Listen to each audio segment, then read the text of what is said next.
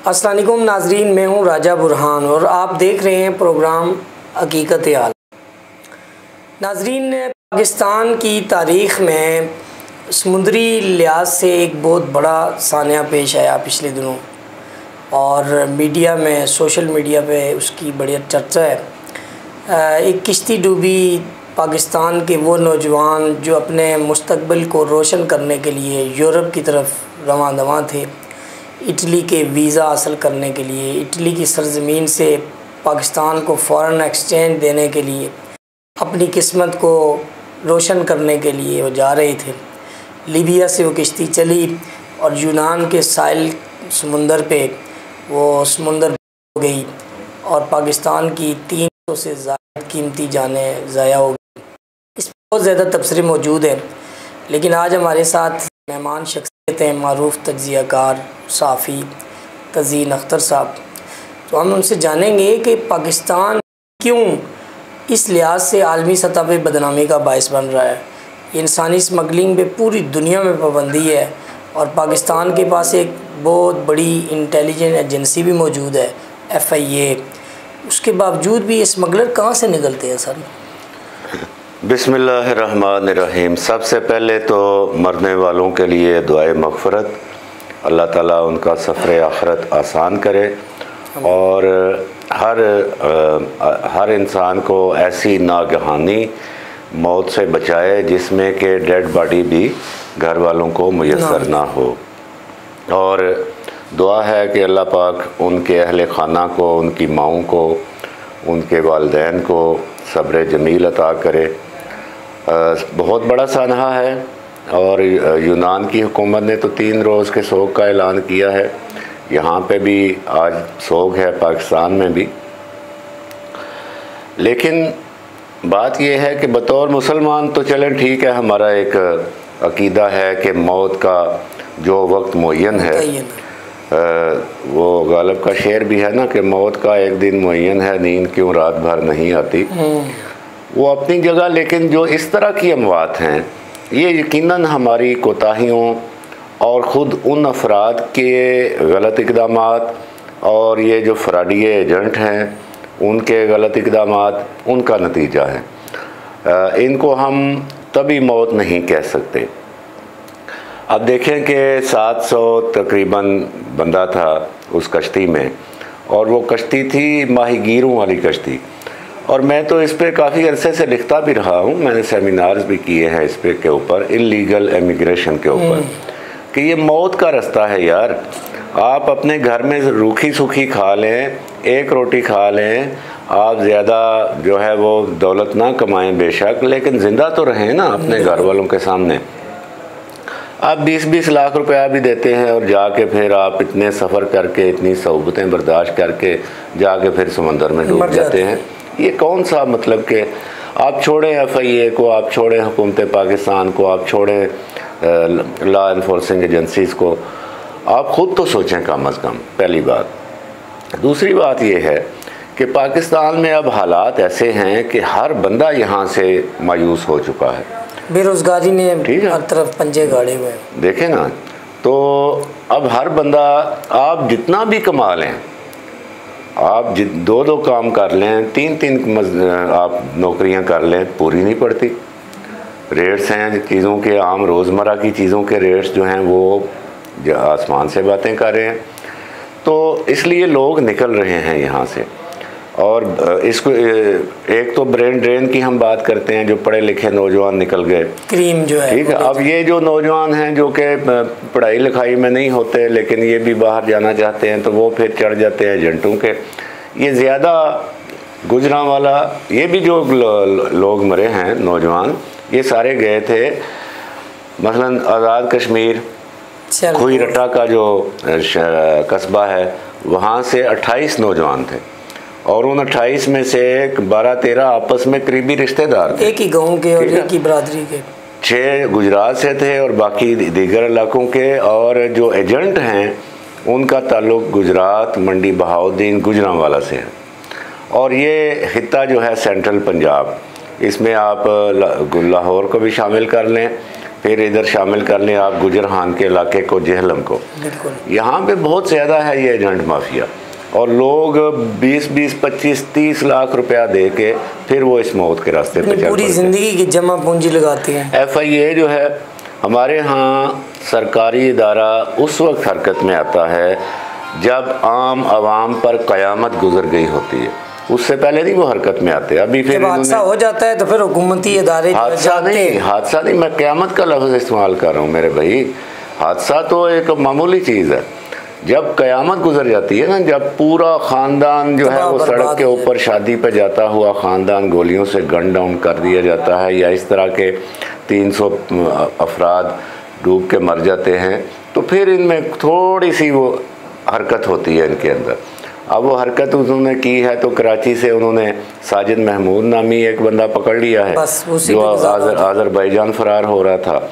एक तलहा नामी बंदा इन्होंने पकड़ा है जिसने 35 लाख रुपए लिए हुए थे। अब आप देखें 35 लाख आप देने जोगे हैं तो यार इधर ही कोई काम कर लें, और किसी आपको बाहर जाने का शौक़ है तो और कई आपके पास ऑप्शन है। आप तुर्की घूमाएँ, दुबई घूमाएँ, आप थाईलैंड घूमाएँ, तो बाकी इधर आप कारोबार करें, थोड़ा कमा लें, लेकिन ज़िंदा तो रहें, घर वालों के सामने तो रहें। इसी तरह और इसके बहुत सारे प्रॉपर चैनल भी तो है ना यूरोप में जाने के लिए, जहाँ पे आप मुनासिब इतने पैसे ये 22, 24, 35 लाख तक देने पे तैयार हैं, तो प्रॉपर आप एम्बेसी से रब्ता करके जो जेनुअल प्रॉपर चैनल है उसको इस्तेमाल किया जाए। हाँ। तो दूसरी बात जो हमने पहले भी उसको शार्ट किया कि जिस मुल्क में लॉ एंड ऑर्डर सिचुएशन और वहाँ पे किसी भी एजेंसी का क्लच मौजूद होता है, रिट ऑफ गवर्नमेंट मौजूद है, तो वहाँ पे इस तरह के सानियात कम होते हैं, इसलिए कि लोगों को कानून कायदे का पता होता है, आवाम को भी पता होता है। एक जो बंदा जाना चाहता है बाहर तो उसको भी पता है कि मैंने लीगल तरीके से कैसे जाना है, और इस एजेंट माफिया को भी पता होता है कि हम पकड़े जाएंगे। लेकिन पाकिस्तान में अनफॉर्चुनेटली ऐसा नहीं है। नहीं, पकड़े कोई नहीं जाते एजेंट माफिया, ये तो एक गैर मामूली काम हो गया ना, इस पे तो बहुत बड़ा क़यामत गुजर गई ना, इसलिए ये थोड़ा सा हिले हैं तो बंदे हाथ आ गए हैं। वरना तो वो जो बंदा 30-35 लाख ले रहा है ना, उसने FIA का भी हिस्सा रखा हुआ है, उसने एयरपोर्ट के पे जो इमिग्रेशन हुकाम है उनका भी हिस्सा रखा हुआ है, और आगे भी उसने हिस्से रखे हुए हैं, तब वो 35 लाख ले रहा है। तो ये तो अभी दबाव पड़ा तो उन्होंने किया। अभी आप देखें कि कम अज़ कम 300 पाकिस्तानी था, और इसमें पूरी कश्ती में कोई इंडियन नहीं था, कोई बांग्लादेशी नहीं था। ये बहुत गुर्बत तो आपसे ज़्यादा तो वहाँ पे गुर्बत है। तो वो लोग क्यों नहीं ये तरीके अख्तियार करते? क्योंकि वो समझदार हैं, उनको पता है कि ये गलत तरीका है। ख़ुद यूरोपीय ममालिक जर्मनी, फ्रांस, इटली ये वर्कशॉप्स करवाते रहते हैं कि इलीगल तरीके से ना आएँ, इलीगल तरीके से आप दाखिल नहीं हो सकते, और सिर्फ डिपोर्टेशन ही नहीं बल्कि आपको मौत का भी सामना करना पड़ सकता है। बहुत सारी जगह पे क्या वो वीडियोस आई नहीं हुई जिनमें तुर्की में वो जराइम पेशा लोग जो हैं उन्होंने बंदे कैद किए हुए हैं, उन पर तशद्दुद कर रहे हैं कि पैसे मंगवाओ, फिर भी हम मुँह उठा के चल पड़ते हैं। अच्छा, इधर एक और सवाल है, वो ये कि एक वीडियो वायरल हुई है जिसमें यूनान की कोस्टल गार्ड मुबैना तौर पे एक किश्ती को घेरा लेते हैं, उसको मारते हैं बंदूक को, और डुबोने की भी वो कोशिश करते हैं। तो ये क्या है, इसमें कोई सदाकत है? देखें, जो यूरोप है ना, अब ये लीबिया से जा रहे थे, बात लंबी हो जाती है, लेकिन चूँकि मुझे इन्फॉर्मेशन है सारी, मैं इस पर लिख चुका हूँ, मैं मुतलका हुकाम को मिल चुका हूँ अरसा पहले। लीबिया इस वक्त वहाँ पे तकरीबन खाना जंगी है।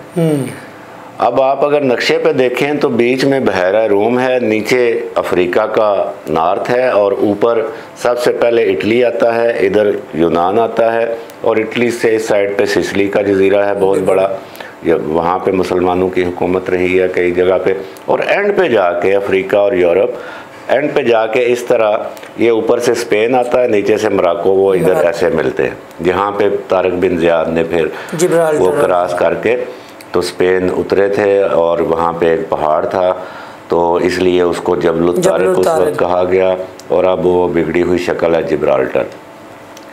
लीबिया चूँकि वहाँ पे आधे से ज़्यादा मुल्क पे बागियों का कब्ज़ा है, एक जनरल हफ्तर है वहाँ पे, उसने कंट्रोल किया हुआ है। तराबलस जो है और जो बेनगाज़ी है वहाँ पे अक़वाम मुत्तहिदा की तरफ से एक हुकूमत कायम होती है, उसका हिस्सा थोड़ा है, लिहाजा वहाँ पे लॉलेसनेस है, माफियाज़ हैं वहाँ पे, ठीक है।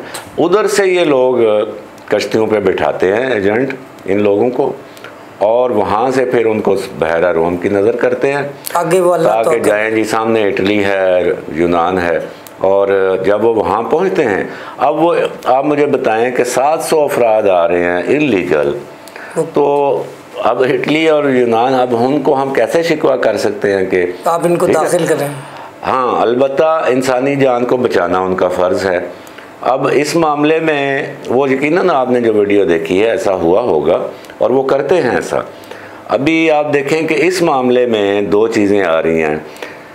इस सानहे के फ़ौरन बाद यूनान में मुजाहरे हुए हैं और लोग सड़कों पर निकले हैं, पब्लिक निकली है। जी हाँ, पब्लिक ने अपनी हुकूमत को क्रिटिसाइज़ किया है कि आपकी जो पॉलिसियाँ हैं इमिग्रेंट्स के हवाले से वो गलत हैं, गैर इंसानी हैं, और हम इस सानहे पे एहतजाज करते हैं।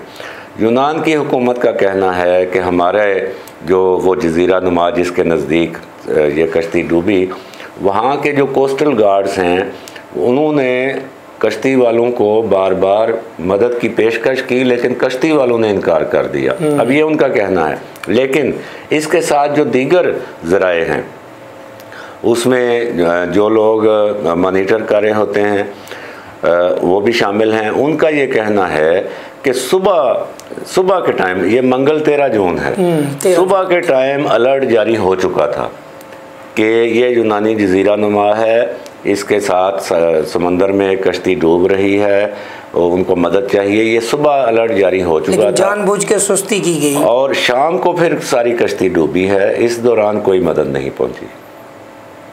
तो यकीनन यूनान की हुकूमत ने इंसानी हुकूक की पाबंदी की है, लैतोलाल से काम लिया, और बेशक वो इमिग्रेशन ना देते लेकिन उनको डिपोर्ट कर सकते थे और इंटरनेशनल जो लॉ एंड ऑर्डर है उसको अप्लाई कर सकते थे। बिल्कुल, और वो अगर मतलब के मदद की पेशकश उन्होंने की होती और हेलीकॉप्टर भी उनका ऊपर पहुंचा जाके, उसी से तो तस्वीरें ली ना उन्होंने जो अभी वायरल हो रही हैं सारी और वीडियोस, तो मरता हुआ आदमी जो है वो कहते हैं ना डूबते को तिनके का सहारा, तो उन्होंने तो मदद लेनी थी।